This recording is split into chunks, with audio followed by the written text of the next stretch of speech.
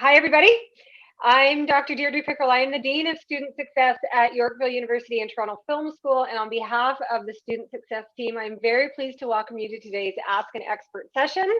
Our goal with these talks is to provide students with information, tips, and resources to help them be successful throughout their programs and beyond.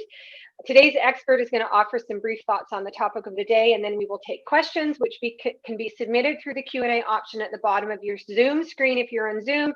If you're watching us on the live stream through YouTube, you're not going to be able to send us questions, so you might want to pop over to Zoom.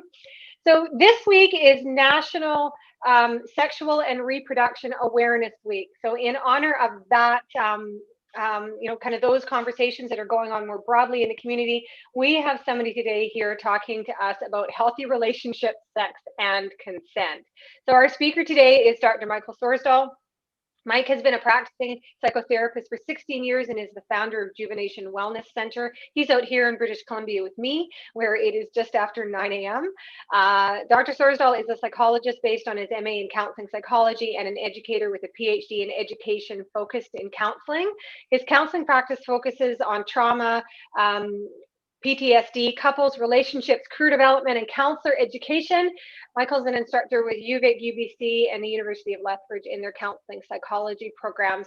Mike and I do a lot of pretty amazing work together. So, Mike, I'm absolutely thrilled that you decided to join us here today to talk about what can be a pretty fascinating topic, I think. So you got about 15 minutes or so, my friend. I'll turn it over to you, and then I will monitor the chat and the questions that we get once you're done. So right over to you. Great, wonderful. And hopefully, if anything, if you can't hear me or anything, just let me know. And so hopefully there's no communication problems on that side of it electronically. So hi, everyone. So as Dr. Pickrell has introduced me, so I'm Michael. So a lot of the work I do with relationships and relationships that move into aspects of sex, that talk about consent, I'm going to talk about all of those things today. But let's start with relationships. So relationships, everyone has relationships. Everybody.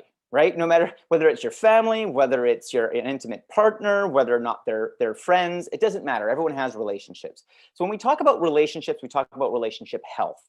So everyone wants a good relationship, but not everybody knows how to have a good relationship. So I'll talk a little bit about relationship challenges that I have found through the work that I have done counseling couples and families. And then talk a little bit about what has been brought out around strengths. And then from there, we'll move into the other components that I'll talk about today. So relationship challenges. One of the biggest relationship challenges that I have found through a lot of the work that I do with my clients are around communication issues. Probably not shocking. Communication issues. People talk and don't actually ever have the impact that their intent was designed to be. So how many times, if you think about it, how many times have you ever been misunderstood, right? When talking to somebody, whether it's a friend, a family member, it doesn't matter, where you say something and they take it and they twist it into something completely different. So the way I like to look at that is when someone speaks, when someone hears something and speaks, there's a gap in between them. We call that the communication gap. So when people speak into that communication gap, the words that are said out there go through the thought bubbles in the other person's head as they're interpreted, and the message could be completely shifted into something else.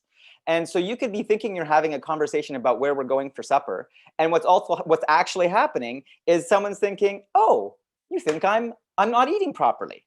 Like, that's not what we're talking about. So you start having an argument at very different levels. So this is that idea about communication issues. It happens a lot. So trying to bring people back onto the same level and have that impact that you want having the impact equal the intent. So that's that communication model that has been talked about by lots of people in research. So trying to draw those together. So that's one. Another challenge that a lot of relationships will have, again, whether it's intimate partner, friendship, family, doesn't matter, is intimacy. Now, intimacy means many things to many different people. So for some, if it's a sexual relationship, it would be like sexual intimacy or physical intimacy in that sense. But it can also be emotional intimacy. Emotional intimacy, it could be physical intimacy, it can actually be intellectual intimacy. Depending upon what type of intimacy or connection you're trying to have with somebody, there can be challenges with that. Why? Because intimacy means different things to different people. And so when people are trying to draw intimacy together, they're not always trying to achieve the same goal. And when the goal isn't the same, problems can occur. So that sometimes also occurs and has happened a lot of the time with a lot of couples that I've had. So a couple other ones that are more specifically related to, intimate partner experiences. So infidelity, right? Where someone decides to go outside the relationship to get sexual needs met. All right. So that's infidelity in self. But you can also have infidelity based off of intimacy that is not specifically physical. It can also be emotional intimacy, where emotional cheating, right, occurs. So just know that that also happens and can be a challenge with relationships where somebody is giving that emotional closeness to somebody other than their partner in life. So that's another element that can come up as problems in relationships that I have found. And then the last one is domestic violence. So intimate partner domestic violence is one of the major problems and challenges that have occurred in today's society based on misunderstanding of what relationships mean. And we're going to get into that when we talk about consent, what relationships mean, what is allowed, what is not allowed, etc. So that's kind of those kind of relationship challenges that I found that many couples come into therapy for. And so those are the challenges that I work with a lot of the time. Now, relationship strengths. The people I would love to work with are couples that are not challenged with issues like what we're talking about, but come in and say, I just want to build strength in my relationship. That's what I want. I want the strength in advance. Let's avoid the challenge. So I speak about relationship strengths because this is what, when research that I've done in preparing for different articles and publications that I'm trying to put out there, that we wanted to get out to the world saying, if we looked at things and be proactive about building our strengths in our relationships, maybe we don't have as many issues in the future, right? So first thing that came up, one of the major components that was a indicator of a strong relationship was people that spent quality time together. I know it sounds simple, or you think about it, but I'm not talking about quantity. I'm not talking about sitting in front of a TV. I'm not talking about that type of where you sit by yourself or thinking about something. No talking occurs. We're talking about quality time, which requires interaction between the people. So when people are having that, or couples are having interaction, quality interaction, positive quality interaction, then that actually builds strength and resilience to those other stress factors that can lead to the relationship challenges that I just mentioned. So that's kind of the idea of quality time together. Another one, I call them close encounters. It's one of my relationship rejuvenators that I put out there to a lot of couples. So close encounters are really building those quality time moments. It's about trying to find those ways of things that we both like to do and do those together, right?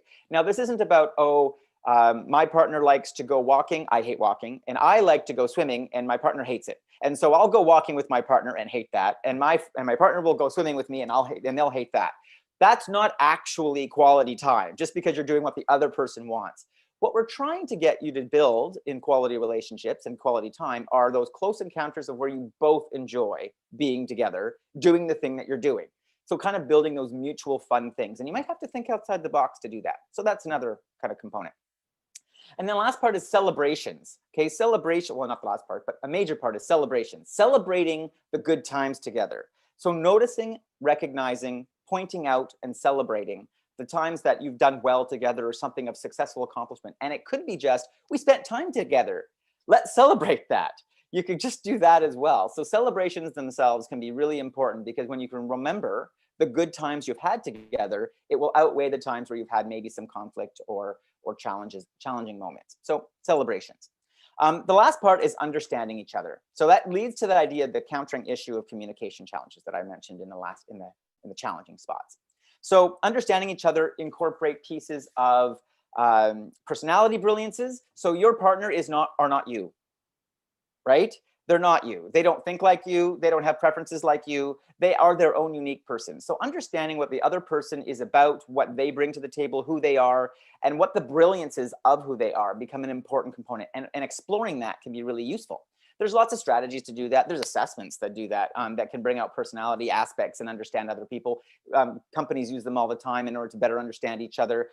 There's lots of different ones that go about that. But then in relationships, just as important, understand the brilliances of the personality of the person you're with. I call it, one element of this is called like going platinum. It was a coined term years ago. So different than the golden rule that you probably all heard about, treat others the way you want to be treated. So throw that out, like disregard that for a moment. And start treating others the way they want to be treated. So find out how they want to be treated and then treat them that way, right? Because that's how you build the strength and resilience. Understand them and then connect and interact with them in the way that they want to. So that way, your impact actually on them will be the intent that you wanted, because you're treating them and speaking to them the way that they understand something. So that's a really big focus. And then lastly, goal setting. Coming up with goals together about where you're going in life, right? Short-term, mid-term, long-term goals. These are important strategies and ideas to get on a board that you're all both getting the goals that you want together, but also and dealing with them and moving towards on the same path, so that you can help each other achieve your individual goals, but then also have, you know, couple goals and relationship goals itself. Okay, the last one I wanted to talk about, which will lead us into the sexual component, is getting naked. That is the next part about really trying to get together. That's building that physical intimacy. But I use the term getting naked on two levels, right? One is, of course, yes, absolutely, physical connection, physical intimacy, having sexual relationships. Yes, that is a part of it. But it's also about being vulnerable, right? Opening yourself up and sharing yourself with the other person. Both of those things are important, have been shown to be important in relationships. Share yourself, but share yourself emotionally, share yourself intellectually, and share yourself physically. So those are this idea that you can build those strong connections and relationships when you do that. So now let's talk about how we can do that in a positive way, because it's positive sexual relationships that you're wanting, not the negative ones. Negative ones create other problems, which we've mentioned. The infidelity, domestic violence, those part of things are where things go bad when we talk about sex. So sex, healthy sexual relationships. The first thing that comes to mind, and kind of what was talked about, what we're going to focus on today, is consent. So to create a healthy, positive sexual relationship, it's all about consent. So I'm going to speak a little bit about what that means and how this can work, and so that there's an awareness about what that looks like. So consent is ongoing. Consent isn't found once. The person, oh, they said yes to a date, therefore there's consent. That's not what that means. Consent is about ongoing at any time, and consent can be withdrawn at any time. So you have to listen to, you have to be aware of, you have to monitor. Consent is provided and withdrawn also non-verbally, right? So you also have to be paying attention to what the other person is doing when you're talking about having sex or moving towards that physical, intimate moments. What do they like? What do they not like? Are they moving towards you? Or are they moving away from you? These are parts that need to be paid attention to, because if they're moving away from you, even if they're not saying anything, that's a withdrawal of consent. So be aware of that you need to be paying attention to the other person. It isn't assumed they provided consent. Silence is not consent. Saying nothing doesn't mean that it's okay. So it's about getting verbal agreement, and that they actually are doing it uncoerced into doing that point of consent.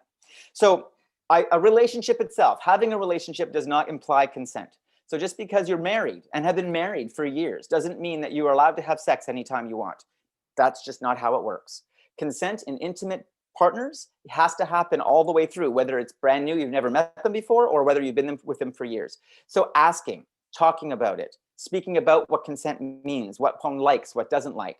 Those are important conversations to be having in your sexual healthy relationship when you're doing it. And just kind of as a key piece, as a final statement on around consent, without consent, and not implied consent, without direct actual consent and ongoing consent, it is sexual assault. Sexual assault is a crime. It's considered domestic violence. It is chargeable, and you will go to jail. And that is on both sides of women and men. So this is not about perpetuating sexual violence against men against women. Women also perpetuate sexual violence against men. So both sides, consent must be had on both sides. And whether you're in a same-sex relationship, whether you're in a heterosexual relationship, whether you're in any other type of relationship, consent is essential for positive, healthy sexual relationships. So that kind of summarizes my kind of blurb around relationships, relationship health, and the understanding of understanding each other. Yes, sexual relationships are important. And of course, lastly, consent is essential. So those are a bit of my summaries. I'll kind of turn it back over to Deirdre for questions if anything has come up. That was oh, that was good, Mike. I think that you've brought up some really interesting points, and we do already have questions come in. So we've got a really lovely number of participants. So I'm hoping that we're going to engage you in some really good conversation. One of the things that I really appreciated was talking about whether you're in a new relationship, just met, or whether you've been married for a long, long time, because I I sometimes think that we forget about the importance of consent and having conversations about what we like, what we don't like, those sorts of things when you've been married for a long, long time. Like it's Mhm. almost, that it is implied. And so I think it's good to remember, for people to remember that there still needs to be these conversations and not these assumptions that, all is still working really well, in terms of relationships. So we'll see who's brave enough to ask questions. You can be anonymous. um, Here we go. At what point does coercion, guilt, pressure, those kinds of things within a marriage constitute marital rape? It's actually kind of what I was just mentioning, right? Like I think we forget that this needs to happen. So what Yeah. is there a point? Is there a line that you can help identify? Yeah, Great so question. those are yeah, it's a good question and a difficult one, right? Because that line is not as clear as one would want it to be. The legal line is and when we talk about legal, like from my understanding and my perspective, is the legal line is if someone has sex because they feel forced to have sex, forced to, regardless of how that forcing happens, whether it's coercion, whether it's guilt, whether it's shame, that is an assault, right? It's an assault. It's going to have the emotional impact of an assault, right? And so psychologically, it's going to have an effect.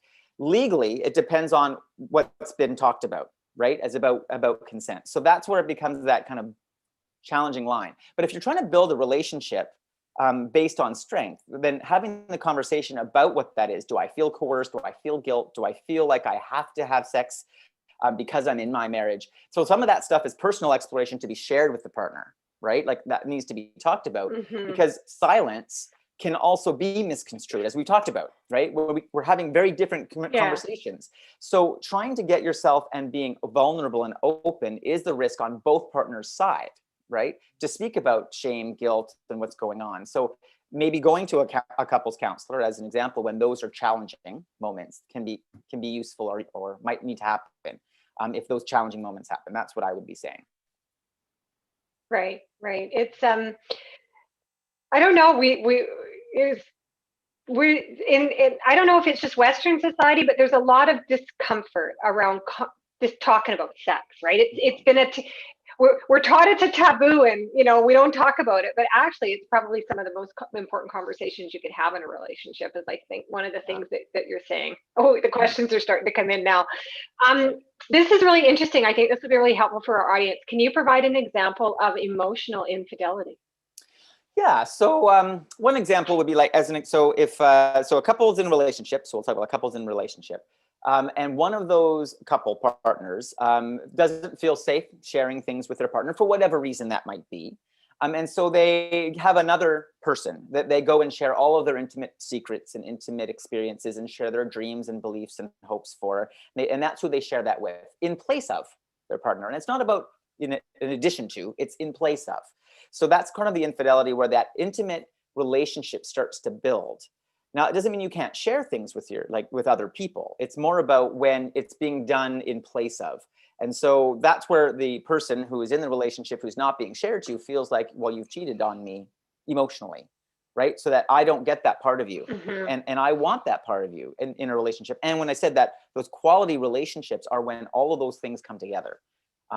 So this isn't about not having friends. So I want to emphasize that having friends and sharing things with other people and having emotional intimacy with other people. That's not the negative component. It's about doing it in place of having that emotional connection with your partner.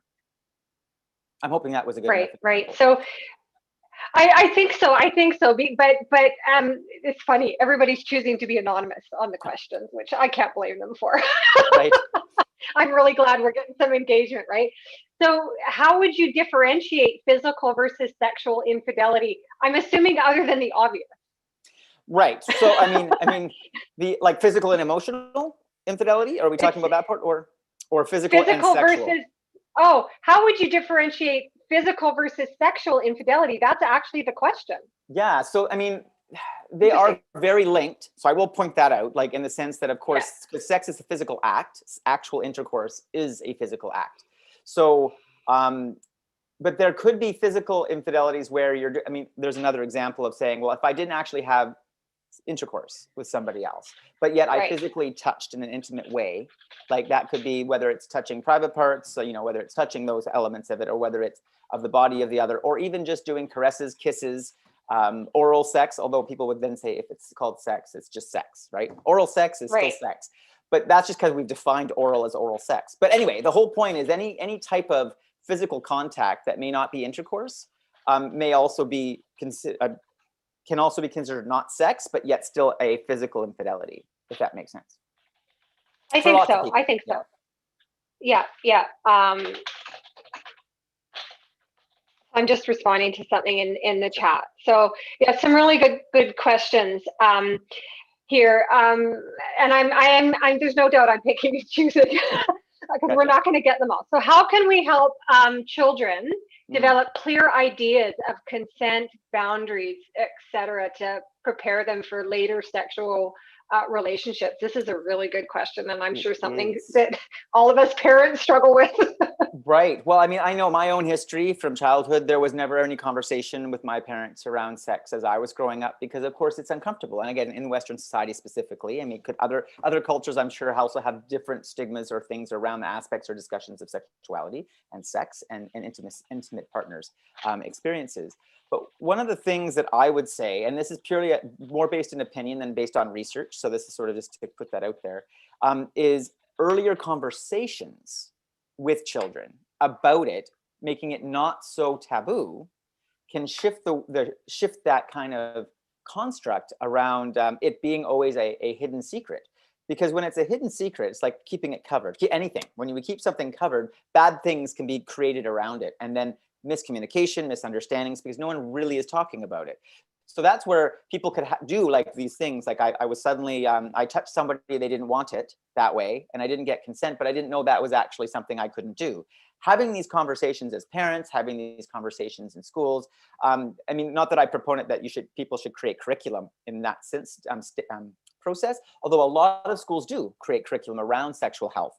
And so I would say that through those kind of educational systems is important, but really, coming from family work, like when I do family work with in relationships and family counseling, it's about the family, right? If families are talking about it, then that becomes much less of a stigma and is able to be talked about. Even when the kids are like, "Mom, Dad, I don't want to talk about it." You talk about it anyway, right? So it's just one of those, those things.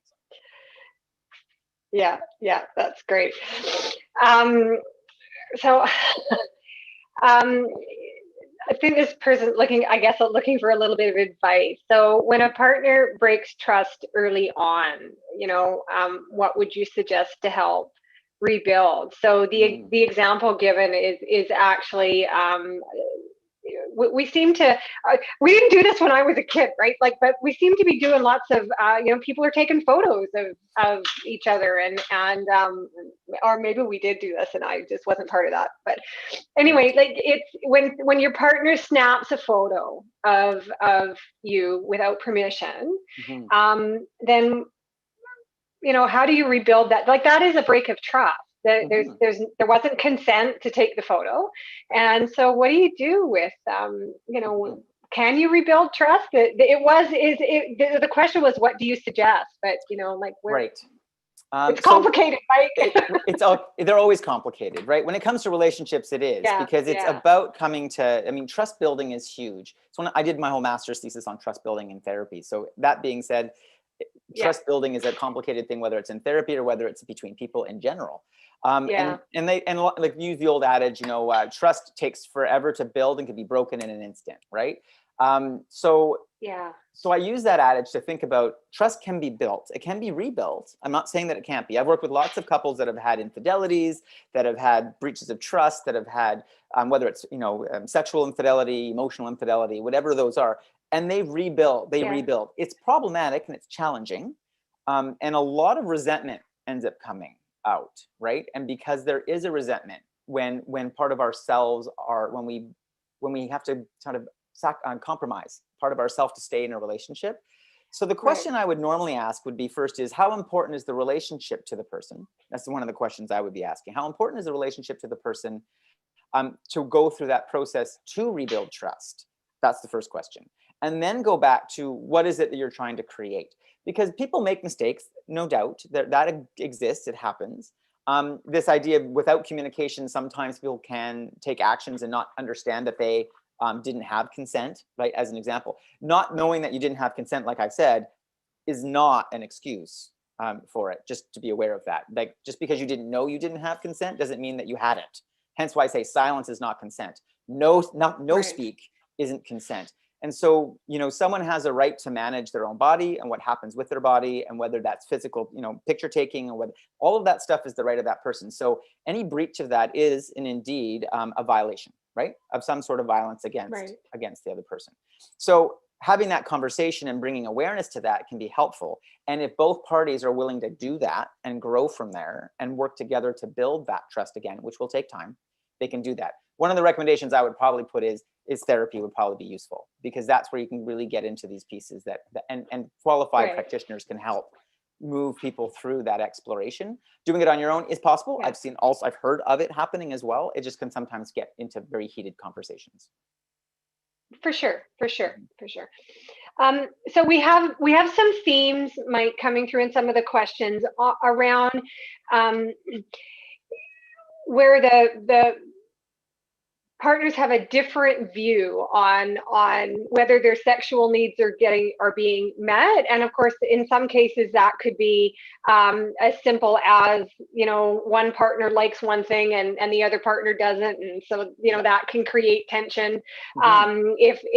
If one partner doesn't like to do something and the other partner does it anyway, is that assault? Like those kinds of things. And then interesting, we obviously have some counselors in training in the audience, because then very similar questions are coming up about how do we then engage clients around some of these things, or when is it appropriate to ask these kinds of questions? How do we make consent in longer term relationships, where for some people you might think consent is implied, right, always. How do you raise those conversations? So there's a lot in there, but I'm hoping, because I'm conscious of time, I'm hoping you can kind of answer that big picture, all that stuff. Yeah, those are big concept questions. So I'm not saying to answer that quickly, but absolutely. they're kind of starting with the first part, which is how do we bring awareness or discussions around what is being met when sexual needs are being met, those types of things. So, and when one gets something, when the other person doesn't, et cetera, et cetera. So what I emphasize is communication. So that's the one big purpose, like the point that kind of comes through all of this is communicating it, talking about it, being vulnerable, get naked vulnerably, right? I mean, like emotionally talk about it. Say, I don't like that. And we need to talk about that. And someone saying, well, you married me, therefore, it's not how that works. It's about coming to agreement. So one of the things that I work with couples, and this is sort of more of a general piece of it, is it's about getting outside the box, right? So it's not going to be the traditional concept. You're not going to get what you want, and they're not going to get what they want, right? And this isn't about everyone has to compromise, because I don't like the term compromise. Compromise leads to resentment if you're compromising principles. But what I like the idea is co-creation or collaboration, right? How do we both get what we need in this in a way that will work for us in a relationship? Because the relationships, there are so many ways to do relationships these days, right? So many different ways that can be looked at. And the concept of relationships has grown so much in the years, over the years, around what a traditional relationship looks like, right? So because those can shift and they can be different, having conversations about what's going to work for you is important, like for them specifically, with that couple is. So it's like, if I like this and you like that, and I don't really get this, but it's how can we both get what we really want out of this together? Not how does one get what they want and the other one has to sacrifice not having it. So really it's about that communication, thinking outside the box, strategizing, brainstorming, really getting out there to figure out different ways to do this in a way that will work for both couples. And again, it's emphasized that works for both in the couple, right?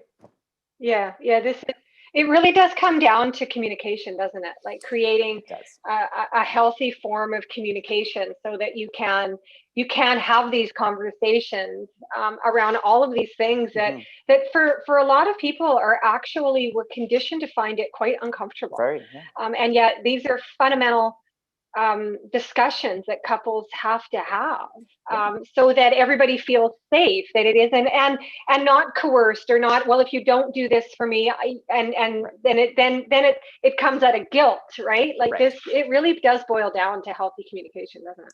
Yeah, because like we said, I mean, if in that kind of relationship strengths, if we can create the communication, the vulnerability to have conversations in advance of getting into you'll avoid the challenges, right? So domestic partner violence doesn't occur if both people are aware and consent and work together. Domestic violence occurs, and I mean domestic violence, not chargeable, not assault, not that side, but domestic violence can be anything that might not even be chargeable in a court of law. But domestic violence occurs when people feel coerced into something and say nothing. That's domestic violence, even if whether or not it's chargeable by a court of law, right? So I'm not speaking about a court of law and what works for sexual assault and doesn't, because I'm not a lawyer and I'm not within the courts, and that all is through the courts that happens. But when we talk about emotional elements in connecting relationships, when violence occurs, breaches occur, breaches in the relationship. And so we need to look at how do we bring people back together, because those ruptures, those breaches cause bigger problems later on. So communication early on, full disclosures, talking to people, taking the risk to tell your partner what works for you, what doesn't work for you. That's a risk. It feels like a risk, but if the risk of not doing that is compromise, resentment, and probably the end of the relationship. So I would say take the risk to be vulnerable. Right. That's it's interesting that we're going to have to end, unfortunately. There's so many questions that we haven't got to. I'll admit I wasn't sure how popular this topic would be. This is the first time in all of our last year of doing Ask an Expert that we've had this kind of topic, but it clearly is resonating, and clearly important conversations that need to be had, probably not only with someone like you, Mike, that can help almost prime us for, okay, well, how do we now have that difficult conversation with our spouses? But I'm hoping that the takeaway for our audience today really is that notion of that silence isn't consent, and consent needs to be given more than once. And because I gave consent yesterday, have my photo taken, to do whatever, doesn't mean that I've given consent today, and that it works both ways. So it's actually quite complicated as relationships have evolved, or how we're defining these things. I don't think we had these conversations 50 years ago. I don't think that consent, I think there was implied consent for life when you got married, for example. Right. And so, absolutely. I think that a lot of this, it becomes new for people, and it is uncomfortable conversations. But as you say, if you don't take the risk to be vulnerable and get naked emotionally and have the conversation, then what other risks are you exposing yourself to? So that's a really interesting way to look at it. Yeah, great. Okay, well, that feels like a great way to start a Friday morning. Mike, thank you so much. I think this was really interesting. Like I say, a really interesting conversation, and we might have to do something like this again later in the year. I'll have to talk, because it certainly has resonated with people. There are endless questions in the Q&A that we're just not going to get to, and I apologize for that, everybody. We moved through as fast as we can, and sometimes our 30 minutes is just not quite enough. So I'm really thankful for the engagement, Mike. I'm so thankful that you took a chance when I reached out and said, can you come talk to our community about relationships and sex and consent? It's a pretty big ask in this kind of forum. So I really, really appreciate it. It was very, very interesting. And I encourage anybody on the call that is struggling with this kind of thing to please reach out to somebody in your community and find somebody safe to talk to. I think that's going to be really important. So I want to again thank everybody for attending today. Our Ask an Expert is live streaming on YouTube, on the Yorkville University YouTube channel. So if you want to watch us again, or you want to see our other sessions, please don't hesitate to go there. In the meantime, we are an every other week event. So I'm really excited about our next Ask an Expert, which is in honor of Pink Shirt Day, which is a nationwide anti-bullying campaign. And we're going to welcome Dr. Terry, who's going to help build awareness of issues related to bullying in our community. So with no further ado, once again, Mike, Dr. Sorsdahl, thank you so much for this. It was absolutely phenomenal. And everybody else, thanks for attending, thanks for watching, and we will see you next time on our Ask an expert segment. Oh my God. Take care all. Bye-bye.